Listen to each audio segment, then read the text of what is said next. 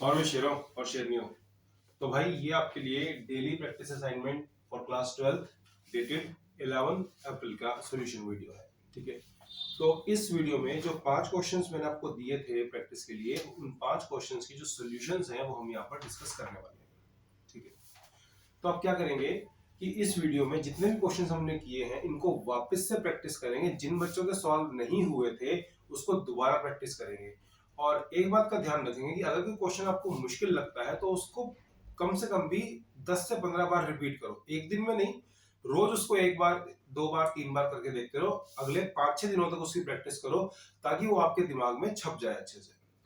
चलिए स्टार्ट करते हैं। क्वेश्चन नंबर 1 स्टेटमेंट मैं यहाँ बोर्ड पे लिख देता हूँ। So question number 1 was 4 equal point charges. 4 equal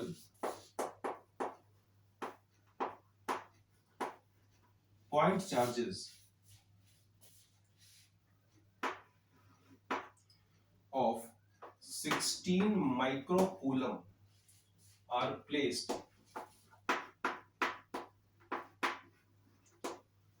at the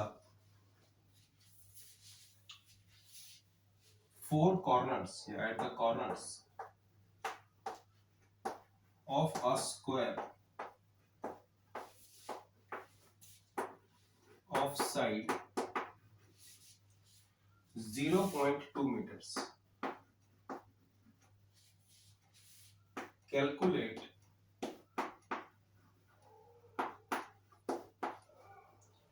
the force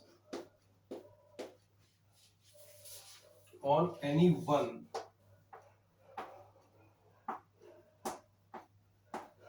of the charge. तो भाई ये क्वेश्चन है, ध्यान से सुनेंगे इसको। 4 equal charges of 16 microcoulomb are placed at the corners of a square of side 0.2 meters. Calculate the force on any one of the charge. यानी कि एक स्क्वायर है जिसकी साइड आपको दे रखी है, उसके चारों कोनों पे आपने 4 इक्वल चार्जेस को प्लेस कर दिया। अब आपको किसी एक के ऊपर उनमें से फोर्स निकालनी है, ये आपकी मर्जी है कि आप किसी की मर्जी ऊपर फोर्स निकालिए। चलिए ध्यान से देखते हैं, इस क्वेश्चन को रब कर देते हैं।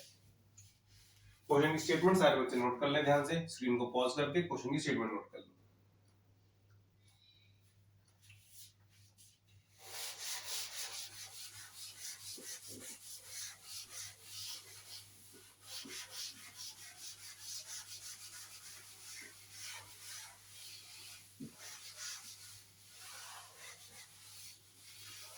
चलिए क्वेश्चन का डायग्राम ड्रॉ कर लेते हैं यहाँ पर।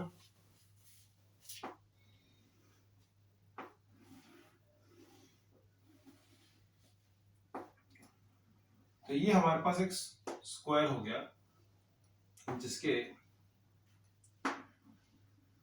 चारों कोनों पे आपने चार्ज रख दिए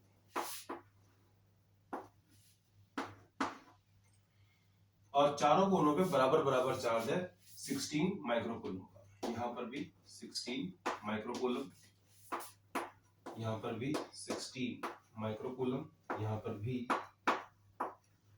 16 माइक्रोकूलम और यहाँ पर भी 16 माइक्रोकूलम।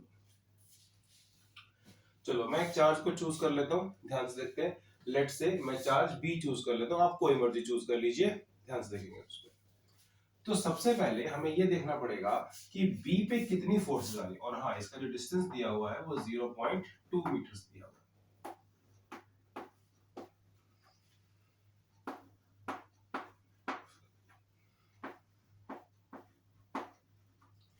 अब यहां पर देखेंगे कि बी पे कौन कौन सी फोर्सेस आ रही है। सबसे पहले बी पर जो फोर्स लगाएगा वो ए होगा, तो यहां से एक फोर्स बी पर ऐसे आएगी, इसको हम नाम देंगे एफ ए।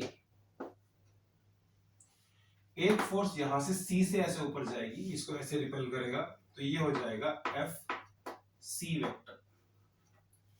फिर एक फोर्स यहां से डी से आएगी इस तरीके से, और ये हो जाएगा एफ डी वेक्टर। ठीक है, तो हमने पॉइंट सी के ऊपर एक्ट करने वाली तीनों फोर्सेस को आइडेंटिफाई कर लिया कि भाई एक फोर्स तो ए से ऐसे जाएगी, सी से ऐसे जाएगी और डी से इस तरीके से जाएगी। तो अगर इसका अलग से एक डायग्राम यहाँ पे ड्रॉ कर लिया जाए तो इस टाइप का कुछ डायग्राम हमारे पास आएगा। एफ ए इस तरफ होगा, एफ सी इस तरफ होगा और जो एफ डी है वो इस तरफ होगा। अब हमें इसे वेक्टर के तरीके से सॉल्व करना पड़ेगा, ठीक है, हमें इसे वेक्टर के तरीके से सॉल्व करना पड़ेगा। सबसे पहले हम इन तीनों इंडिविजुअल फोर्सेस की वैल्यू कैलकुलेट कर लेते हैं। ध्यान से देखेंगे, जो आपका एफ ए आएगा, इसका जो मैग्नीट्यूड है एफ ए का, that will be equal to K times 16 into 10 raise to power -6 का स्क्वायर डिवाइड बाय जो डिस्टेंस है 0.2 का स्क्वायर। अभी हमसे मैग्नीट्यूड की बात कर रहे हैं, डायरेक्शन तो आपको दिख ही रही है वहां पर। इसको अगर सॉल्व कर ले तो 9 into 10 raise to power 9 into में ये हो जाएगा आपके पास 256 इंटू 10 रेज टू पावर -12 और नीचे हो जाएगा 4 into 10 raise to power -2 newton. अगर हमें इसे सॉल्व करना है, 4 से हम इसको 256 को कैंसिल कर देंगे, 4 से 256 कैंसिल हो जाएगा 44 पे, ठीक है, ये 44 पे जो है इससे कैंसिल हो जाएगा।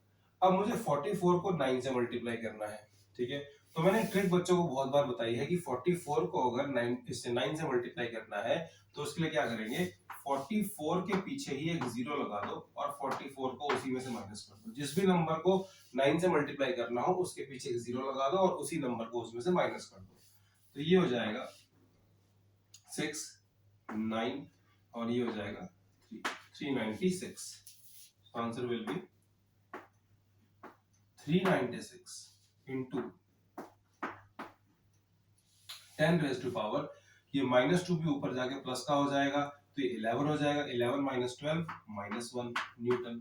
इसको ऐसे लिखने की बजाय हम ऐसे लिख देंगे 39.6 न्यूटन। तो भाई ये मैंने यहाँ से एफ ए आपको निकाल के दिखा दिया, इसको मैं यहाँ पर लिख देता हूँ। एफ ए का जो मैग्नीट्यूड है that is equal to 39.6 newton, ठीक है। अब अगर हम यहाँ से एफ सी निकालते हैं तो देखिए एफ सी में भी ज्यादा कोई चेंज नहीं आएगा, एफ सी भी बिल्कुल सेम आएगा इसका, क्योंकि डिस्टेंस भी सेम है और चार्जेस भी सेम है। तो अगर मैं यहाँ पर एफ सी कर देता हूँ इसकी जगह, दोबारा कैलकुलेट करने की बजाय अगर मैं यहाँ पे एफ सी लिख दूं तो देखो सेम इक्वेशन ही बनेगी। दोनों चार्जेस के बीच में जो डिस्टेंस है वो 0.2 का ही है, दोनों चार्जेस 16 माइक्रोकूलम के बराबर ही हैं, तो आपका सेम ही आंसर आएगा, कुछ भी फर्क नहीं है इसके अंदर। तो पॉइंट इज जो एफ बी है, जो एफ सी है उसका मैग्नीट्यूड भी सेम आएगा 39.6 न्यूटन। अब रही बात एफ डी की, तो भाई अगर जो स्क्वायर की साइड 0.2 है, जो भी साइड है उसकी, तो उसका जो डायगोनल होता है वो √2 टाइम्स द साइड होता है। ये जो लेंथ है यहां से यहां तक की, that is √2 times the side, ठीक है। ये छोटी छोटी बातें आपको छोटी क्लासेस में सिखा दी जाती हैं। तो हम यहां पर कैलकुलेट करेंगे एफ डी। क्वेश्चन थोड़ा सा लेंथी है बट सिखा के बहुत कुछ जाएगा, क्योंकि छोटे क्वेश्चन करने से आपके आंसर आ जाते हैं पर नॉलेज नहीं आती। ऐसे वाले क्वेश्चन करने से आपको डिटेल में नॉलेज आती है कि भाई किस तरह से हमें क्वेश्चन को सॉल्व करना है। तो F D is equals to K times 16 into 10 raise to power -6 का स्क्वायर डिवाइड बाय जो डिस्टेंस होगा √2 टाइम्स इंटू 0.2 का square, K times q1 into q2 divide by distance का स्क्वायर। तो ये हो जाएगा फिर से 9 into 10 raise to power 9 into 256 into 10 raise to power -12 divide by under root 2 का स्क्वायर 2 हो जाएगा, और ये क्या हो जाएगा फिर से 4 इंटू 10⁻⁻² न्यूटन। तो यहां से 4 से फिर ये कैंसिल होगा 44 पे, और 2 से फिर कैंसिल होगा 22 पे। अब आपको 22 को 9 से मल्टीप्लाई करना है, तो 9 इंटू 2 कितना होता है 18, तो इट विल बी 198, और फिर से जो आप 10 की पावर जो एडजस्ट करेंगे ऊपर जाके प्लस में हो जाएगा, तो 11 माइनस 12 इंटू 10⁻⁻1 न्यूटन। तो यहां से सॉल्व करेंगे तो आंसर आ जाएगा 19.8 न्यूटन, यानी कि जो आपकी तीसरी फोर्स थी एफ डी, वो भी आपने यहां पर कैलकुलेट कर ली 19.8 न्यूटन। अब आपने फोर्सेस तो तीनों कैलकुलेट कर ली, लेकिन अब इनका वेक्टर सम कैसे निकलेगा?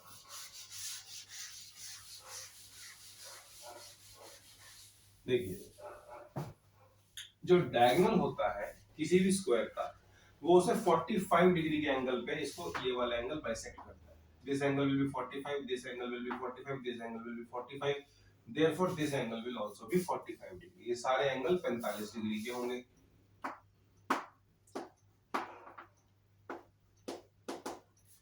अब ध्यान से देखते हैं, सबसे पहले FC और FA, यहां पर एक बहुत ही इंपॉर्टेंट पॉइंट जो आपको बताने जा रहा हूं। Two equal vectors acting at 90 degrees give resultant of under root 2 times the vector. कोई भी इंडिविजुअल वेक्टर उसको अंडर रूट 2 टाइम्स कर देंगे, और जो उसकी डायरेक्शन होगी वो क्या होगी एट एंगल बाइसेक्टर। कोई भी अगर आपके पास दो वेक्टर्स इक्वल होंगे जो कि 90 डिग्री पे एक्ट कर रहे हैं, उनका जो रिजल्टेंट आएगा वो root 2 times the any vector आएगा। दोनों में से कोई भी एक वेक्टर ले लो, क्योंकि वो इक्वल ही है। यहाँ पे आप देख रहे हैं कि मैग्नीट्यूड इनका इक्वल ही आ रहा है। तो एफ सी और एफ ए का जो रिजल्टेंट होगा, ध्यान से देखेंगे, एफ सी और एफ ए का जो रिजल्टेंट होगा वो 45 डिग्री पे ऐसे आएगा।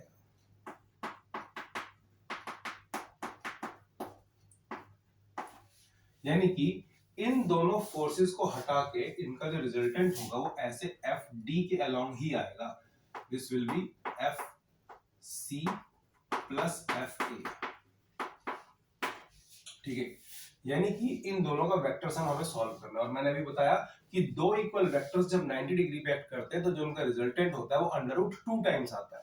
तो इनका जो रिजल्टेंट होगा वो under root 2 times any of the forces जो भी है, यहां से अंडर रूट 2 टाइम्स 39.6 न्यूटन आएगा। ठीक है, अब इस अंडर रूट 2 टाइम्स 39.6 न्यूटन को आपको एफ डी में डायरेक्टली ऐड कर देना है, क्योंकि ये भी तो 45 डिग्री पर ही था, दोनों एक तरफ ही तो जा रहे थे। So net force is equals to under root 2 times 39.6 plus 19.8 Newton, इन सबको ऐड कर देंगे। तो देखिए यहाँ पर 19.8 तो कॉमन निकल आएगा, आंसर क्या बचेगा यहाँ पर आपका 2 times under root 2 plus 1 newton, 2 times under root 2 plus 1 newton. तो यहाँ पर हम जो है इसको यहीं पर छोड़ देंगे, हमारी जो कैलकुलेशन है यहीं पर छोड़ देंगे, क्योंकि आगे कैलकुलेट करने का फायदा नहीं है, बहुत टफ हो जाएगा। ठीक है, और पेपर में टाइम भी वेस्ट होगा। तो इस तरीके से आप इसको लिखेंगे, लेकिन ये तो एक वेक्टर क्वांटिटी है तो आपको इसकी डायरेक्शन भी लिखनी पड़ेगी। तो देखिए दोनों का जो आंसर है, मतलब तीनों फोर्सेस को मिलाकर जो आंसर आ रहा है वो डी से बी की तरफ ही तो आ रहा है। तो यहाँ पर आप लिखेंगे along D B, along D B. तो यहाँ पर आप इसकी डायरेक्शन भी बताएंगे कि ये डी से बी की तरफ ऐसे जा रहा है फोर्स। तो ये आपका पहला क्वेश्चन था। क्वेश्चन काफी लेंथी था नो डाउट, लेकिन ऐसे क्वेश्चंस आपको सिखा के बहुत कुछ जाते हैं। जैसे कि आपको ये भी पता लगा होगा कि अगर दो इक्वल वेक्टर्स 90 डिग्री पे काम कर रहे हैं तो उनका जो रिजल्टेंट आएगा वो रूट 2 टाइम्स एनी वेक्टर आएगा। ठीक है, इस कंसेप्ट को हम यहाँ यूज कर रहे थे। अगर आपके पास कोई स्क्वायर है और उसकी साइड्स आपको पता है तो उसका डायगोनल कैसे निकलेगा, √2 टाइम्स द साइड निकलेगा। तो आसान आसान क्वेश्चन करके भाई आप कंसेप्ट डेवलप नहीं कर सकते। जैसे ये मसल्स बनाने हैं तो मुश्किल एक्सरसाइज तो करनी पड़ेगी, भारी वजन तो उठाना ही पड़ेगा। इसी तरीके से अगर आपको फिजिक्स के कंसेप्ट डेवलप करने हैं तो ऐसे क्वेश्चंस तो करने ही पड़ेंगे, इनसे आप मुंह नहीं मोड़ सकते। चलिए अब चलते हैं नेक्स्ट क्वेश्चन की तरफ, क्वेश्चन नंबर 2। इसको ध्यान से नोट कर लें सारे बच्चे।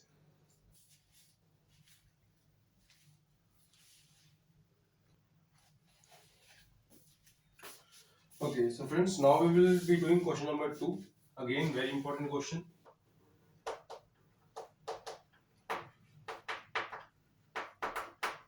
An infinite number of charges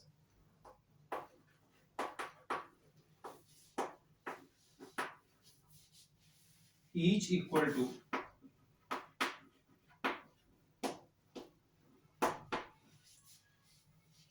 4 microcoulomb are placed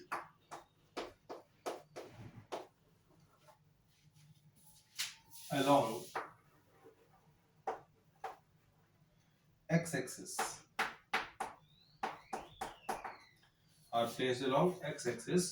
at x equals to 1 meter, x equals to 2 meter, x equals to 4 meter, x equals to 8 meters up to infinity, and so on. Find the total force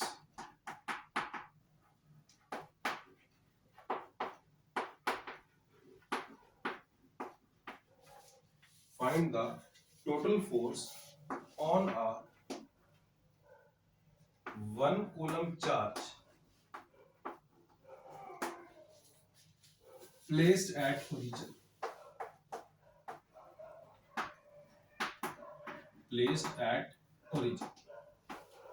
तो भाई काफी popular question है, बहुत बार course में आया है और competitive के अंदर भी आया है बहुत बारी, क्योंकि यहाँ पर infinite geometric progression, infinite GP का केस लगता है।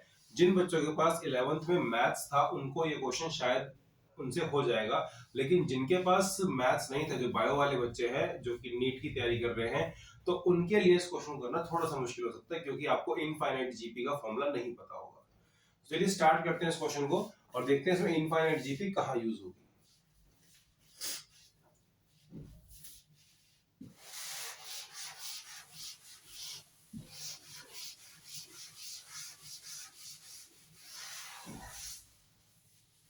देखिए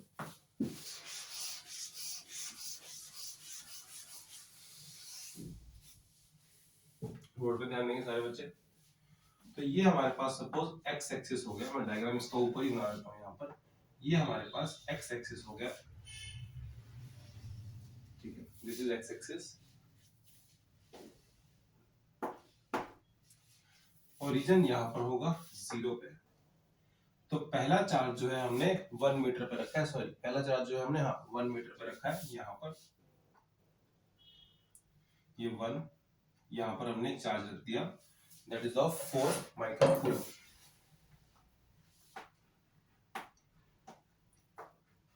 इसके बाद हमने 2 पर एक चार्ज रखा 4 माइक्रोकूलम। अगली बार हमने 4 पर एक चार्ज रखा यहाँ पर, अगेन 4 माइक्रोकूलम। और अगली बार हमने जो है 8 पर यहाँ पर एक चार्ज रखा 4 माइक्रोकूलम। और ऐसे कर करके हम इसको डिस्टेंस को बढ़ाते गए, सबसे पहले 1, फिर 2, फिर 4, फिर 8, फिर 16, 32, ऐसे करके इसको बढ़ाते जाएंगे। तो इतनी दूरी पर ये चार्जेस रखे हैं। यहाँ से यहाँ तक की जो दूरी है दैट इज 1 मीटर, ये मैं यहाँ लिखता हूँ 1 मीटर, ये 2 मीटर, ये 4 मीटर और ये 8 मीटर। अगर यहाँ ओरिजिन पे एक 1 कूलम का चार्ज रखा हुआ है तो इस चार्ज के ऊपर जो फोर्स लग रही है वो हमें निकालनी है।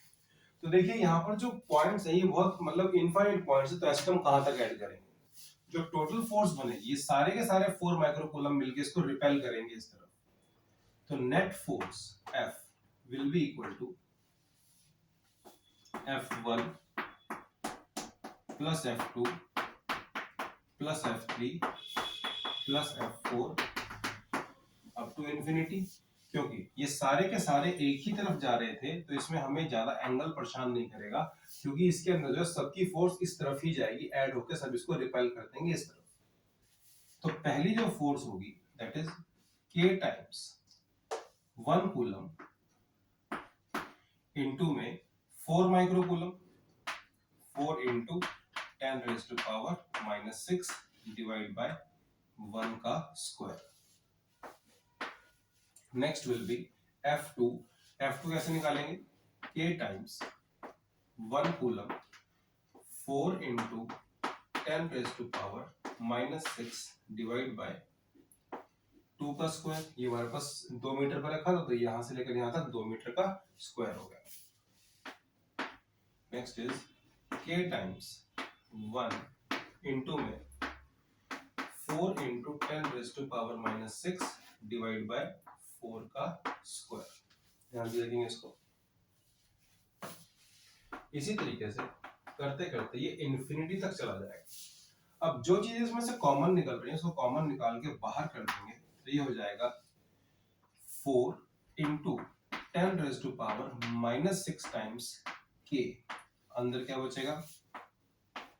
1/1 प्लस 1/4 प्लस 1/16 और ऐसे करते जाए तो आगे आपके पास इनफाइनाइट नंबर्स आ जाएंगे। ठीक है, now this is called as infinite GP. देखा जाए तो हम हर टर्म को 1/4 से तो मल्टीप्लाई कर जा रहे हैं, तो 1 को अगर हमने 1/4 से मल्टीप्लाई किया तो सेकंड टर्म आ गई, फिर हमने इसको 1/4 से दोबारा किया तो 1/16 आ जाएगी, फिर 1/4 से दोबारा करेंगे तो 1/64 आ जाएगा। तो this sequence is called a geometric progression, जहां पर आप एक कांस्टेंट नंबर से इसको मल्टीप्लाई करते जाते हैं। ठीक है, अब K होता है 9 इंटू 10⁻⁹। तो 9 इंटू 4 कितना हो गया?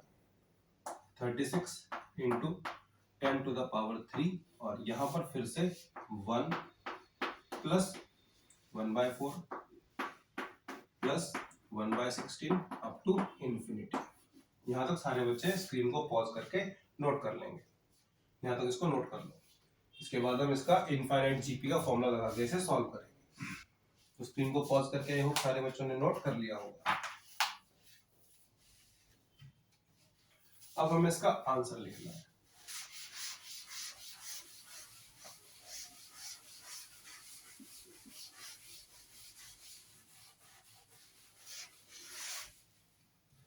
देखिए, तो जो नेट फोर्स आएगी, पहले मैं आपको बता दूं कि sum of infinite GP geometric progression का आंसर होता है a divide by 1 minus r। ठीक है, r होता है वो कॉमन रेशियो जो सबसे मल्टीप्लाई होती जा रही थी, दैट वाज योर 1/4। 1/4 1/4 1/4 सबसे मल्टीप्लाई होता जा रहा था, तो r की वैल्यू 1/4 है और a इज द फर्स्ट। तो यहां पर अगर देखा जाए तो आपका आंसर आएगा f का that is equals to 36 into 10⁻³ a की वैल्यू आ जाएगी 1 डिवाइड बाय 1 माइनस 1/4 न्यूटन। तो ये अगर आपको सम ऑफ इनफाइनाइट जीपी का फॉर्मूला नहीं आता था तो फिर ये क्वेश्चन दिक्कत दे देगा। 36 इंटू 10⁻³ सॉल्व करेंगे इसको तो क्या हो जाएगा? 4/3 आ जाएगा। यहां से 3 से ये कैंसिल हो जाएगा। ठीक है, 12 पे 12 इंटू 4 कितना होता है? 48। सो 48 इंटू 10⁻³ न्यूटन। तो ये इसका आंसर आ जाएगा और ये किस तरफ जाएगा? Towards negative X axis.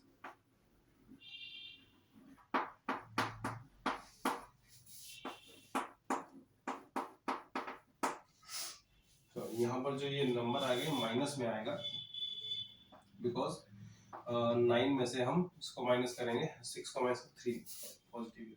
ठीक है, ये तो सो 48 इंटू 10⁻³ जो है इसका आंसर आएगा towards negative X axis.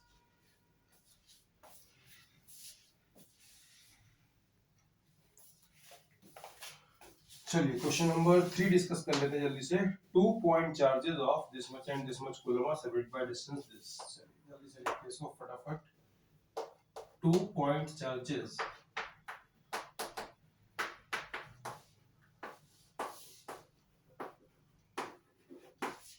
Of 5 into 10 raised to power minus 19 coulomb and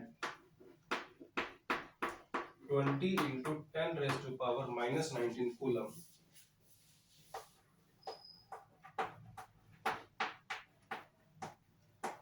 are separated by 2 meters। 2 metre हमने इसको सेपरेट कर दिया। Find the point on the line joining them. Find the point on the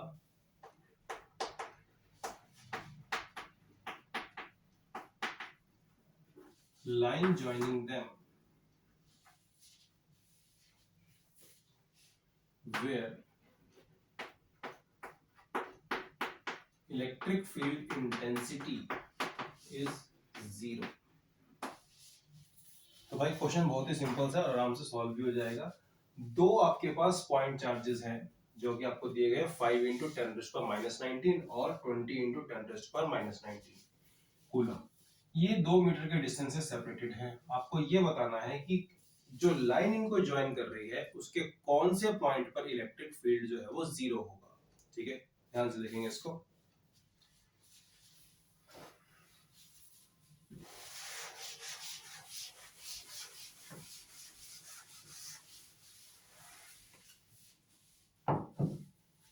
देखिए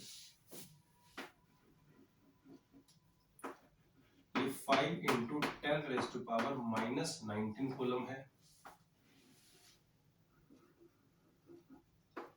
यहाँ पर ये 20 into 10⁻⁻19 coulomb है और इनके बीच का जो डिस्टेंस आपको दिया गया है वो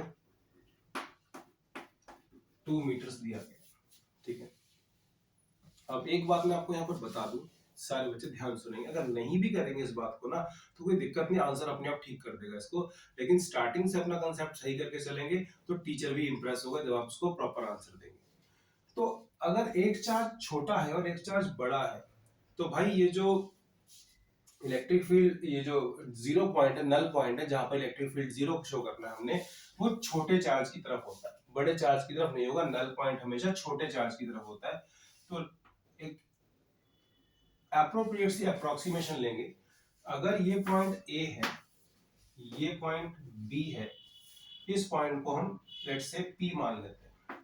ठीक है, और यहां से यहां तक के डिस्टेंस को x कह देते हैं। तो 2 मीटर में से अगर ये डिस्टेंस x है तो ये कितना होगा 2 माइनस x मीटर। अगर ये x मीटर था तो ये 2 माइनस x मीटर हो जाएगा। ठीक है, अब यहां पर जो पॉइंट P पर इलेक्ट्रिक फील्ड जो आ रहा है वो एक तो A की वजह से आएगा ऐसे इस तरफ और B की वजह से इस तरफ आएगा। यानी कि अगर हम पॉइंट P की बात करें तो इसके ऊपर एक इलेक्ट्रिक फील्ड ऐसे आ रहा है EA और एक इलेक्ट्रिक फील्ड ऐसे आ रहा है EB। अगर ये दोनों इलेक्ट्रिक फील्ड्स ऑपोजिट हुए, अगर ये दोनों इलेक्ट्रिक फील्ड्स ऑपोजिट हुए और इक्वल हुए तभी तो यहाँ पर 0 होगा ना। अगर EA और EB ऐसे आपस में क्लैश कर जाएगा, दोनों इक्वल होंगे तभी तो यहाँ पे आगे आंसर 0 होगा। तो यहाँ पर इलेक्ट्रिक फील्ड को 0 करने के लिए for electric field to be 0 at P, magnitude of EA should be equal to magnitude of EB। ठीक है, इन दोनों का जो मैग्नीट्यूड है वो बराबर होना चाहिए। तो यहां पर इसका इलेक्ट्रिक फील्ड निकालेंगे, EA कितना आ जाएगा Q times 5 into 10⁻⁻19 divide by x का स्क्वायर। यहां पर कितना हो जाएगा K times 20 into 10⁻⁻19 divide by 2 minus x का स्क्वायर। अब देखिए k से k कट जाएगा, 10⁻⁻19 से 10⁻⁻19 कट जाएगा, 5 से 20 कट जाएगा, तो आंसर क्या बचेगा? 1/x² should be equal to 4 divided by 2 minus x का whole square। 1/x² should be equal to 4 divided by 2 minus x का whole square। अगर इसको ट्रांसपोज कर लिया जाए तो ये बन जाएगा 2 minus x का whole square equals to 4x²। अगर यहां से रूट को इधर शिफ्ट कर दिया जाए तो क्या आंसर आएगा? 2 minus x is equals to plus minus 2x। तो पहली कंडीशन हम लेंगे 2 minus x is equals to plus 2x, तो x उधर जाके ऐड हो जाएगा, तो 2 is equals to क्या हो जाएगा? 3x। तो यहां से x की वैल्यू कितनी आ जाएगी? 2/3 मीटर्स। ये कितना हो जाएगा? 2/3 मीटर्स। अगर हम दूसरी वैल्यू सॉल्व कर लेते हैं, सेकंड वैल्यू को सॉल्व करते हैं, 2 minus x equals to minus 2x लेते हैं, तो क्या होगा? इधर जाके ये ऐड हो जाएगा, तो 2 is equals to minus x आ जाएगा, और डिस्टेंस कभी नेगेटिव नहीं हो सकता। तो आपका आंसर क्या था? 2/3 मीटर्स। ठीक है, this will be the answer. x is equals to 2/3 meters from point A। So electric field will be 0 at 2/3 meters from A। Clear? I think सबको ये बात समझ में आ गई होगी। तो स्क्रीन को पॉज करें और इसको नोट कर लें।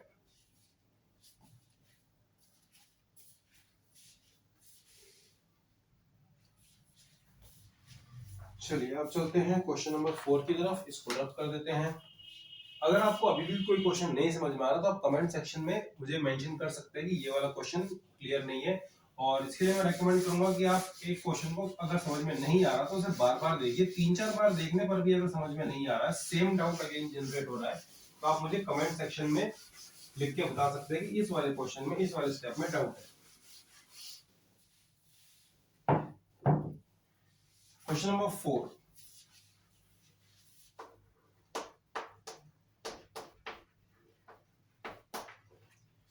Calculate the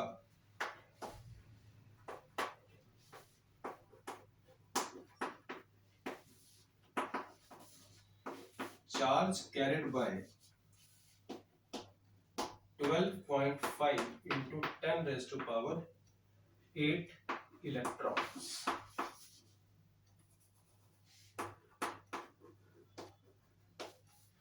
चलिए यहाँ पर देखते हैं कि भाई 12.5 into 10⁸ इलेक्ट्रॉन्स में कितना चार्ज होगा। सिंपल सा क्वेश्चन का क्वांटाइजेशन का, इसमें ज्यादा कुछ मुश्किल नहीं था। So by the formula Q is equals to N। तो N की वैल्यू हमें यहाँ पर दे दी गई है 12.5 into 10⁸, और एक इलेक्ट्रॉन पे कितना चार्ज होता है? 1.6 into 10⁻⁻19 कूलम। तो पहले तो पावर्स का हिसाब कर लेते हैं। यहाँ पर 10⁻⁻ क्या आएगा? -11 कूलम हो जाएगा। अब 12.5 को हमने 1.6 से मल्टीप्लाई करना है, तो बिना आलस दिखाए 125 को 16 से मल्टीप्लाई कर दो। तो भाई ये हो जाएगा आपका 6 into 5 30, 6 into 2 12, 12 और 3 15, ये हो जाएगा 7, और ये हो जाएगा 1 to 5। ठीक है, तो ये 0 हो जाएगा, यहाँ से ये अगेन 0 हो जाएगा, ये अगेन 0 हो जाएगा, और ये कितना हो जाएगा? 2। So it is 2000 into 10⁻⁻11। एक बार चेक कर लेते हैं, कुछ गलत तो नहीं किया? बिल्कुल भी गलत नहीं किया, सब बढ़िया चल रहा है। ठीक है, तो ये 2 into 10⁻⁻11 -8 हो जाएगा। इतने कूलम का चार्ज इतने इलेक्ट्रॉन्स पे होगा। ठीक है, तो इस फॉर्मूले से ये आंसर आपका आ गया। हम यहाँ सिर्फ मैग्नीट्यूड ऑफ चार्ज के बारे में बात कर रहे हैं, पोलैरिटी नहीं। कुछ बच्चे ये भी कह सकते हैं कि अगर इतने इलेक्ट्रॉन एक बॉडी को दे दिए जाएंगे तो उस पर नेगेटिव चार्ज आ जाएगा इतना, और इतने इलेक्ट्रॉन अगर किसी बॉडी से ले लिए जाएंगे तो उसके ऊपर पॉजिटिव चार्ज आ जाएगा। ठीक है, तो यहाँ पर हम सिर्फ मैग्नीट्यूड के बारे में बात कर रहे हैं। तो इजी क्वेश्चन था, छोटा सा क्वेश्चन था।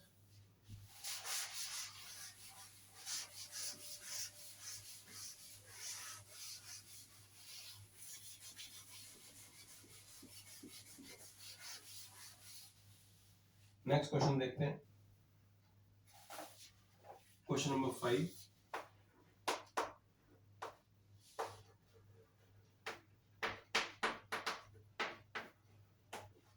What is the force between two small charges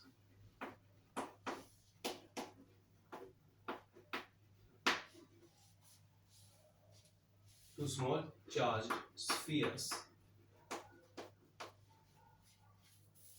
having charges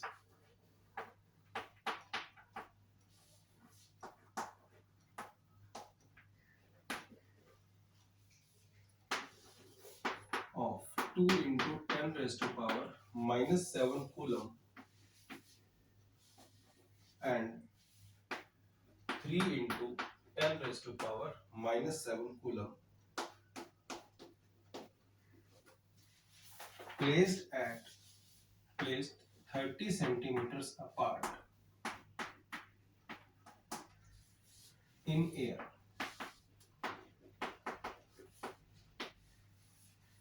तो भाई 30 सेंटीमीटर जो है हवा में, ये दो चार्जेस है, ध्यान से देखेंगे। तो ये क्वेश्चन बहुत सिंपल है, कूलम्स लॉ का क्वेश्चन है, बड़े आराम से एक बार में सॉल्व हो जाएगा। डायग्राम ड्रॉ कर लेते हैं फटाफट से। तो एक चार्ज आपके पास ये है 2 into 10 raised to power minus 7, दूसरा चार्ज है 3 into 10 raised to power minus 7, और इनके बीच में जो डिस्टेंस है वो 30 सेंटीमीटर का डिस्टेंस है। अगर कोई मीडियम मेंशन नहीं किया गया है तो हम इसको एयर या वैक्यूम में ही मानेंगे। तो यहाँ पर हम कूलम्स लॉ लगाएंगे, F is equals to K times mod of Q1 mod of Q2 divide by distance between their centres का स्क्वायर। तो 9 into 10 raised to power 9, Q1 यहाँ पर हो जाएगा 2 into 10 raised to power minus 7, Q2 हो जाएगा 3 into 10 raised to power minus 7, और दोनों के बीच में डिस्टेंस कितना है 0.3 का होल स्क्वायर न्यूटन। तो भाई 3 into 2 6 हो गया, 9 into 6 और 0.3 का स्क्वायर करेंगे तो 9 into 10 raised to power minus 2 नीचे आ जाएगा। ऊपर हिसाब करें अगर जीरोस का तो -7 -14 होता है, -14 में से 9 को ऐड करेंगे तो कितना बचेगा आपके पास, बचेगा -5। अब -2 को ऊपर ले जाएंगे और एक 9 से एक 9 को कैंसिल कर देंगे तो आंसर आ जाएगा 6 into 10 raised to power -3 Newton. इतनी फोर्स इनके बीच में होगी, और ये फोर्स कैसी होगी, रिपल्सिव होगी, क्योंकि दोनों ही पॉजिटिव हैं। तो यहाँ पर हम क्या लिखेंगे, रिपल्सिव। तो भाई शेरों और शेरनी, ये 5 क्वेश्चन थे जो हमने आज डिस्कस किए हैं। ऐसे ही आपको अगले 5 क्वेश्चंस की वीडियो कल मिलेगी। तो डेली आप इन 5-5 क्वेश्चंस को प्रैक्टिस करेंगे। नो डाउट क्वेश्चंस बड़े हैं, मुश्किल हैं, बहुत सारे कंसेप्ट्स लगते हैं, लेकिन आसान क्वेश्चन करके किसी का दिमाग तेज नहीं होता। हमेशा मुश्किल क्वेश्चन करके ही आपका कंसेप्ट बनेगा। ठीक है, तो इन क्वेश्चन को प्रैक्टिस करिए, नोट्स बनाइए, पेपर में आपके लिए कि पूरा रिवीजन मटेरियल तैयार हो जाएगा। So thank you very much for watching this video. मेरे चैनल को सब्सक्राइब करें, वीडियो को लाइक करें, दोस्तों के साथ शेयर करें।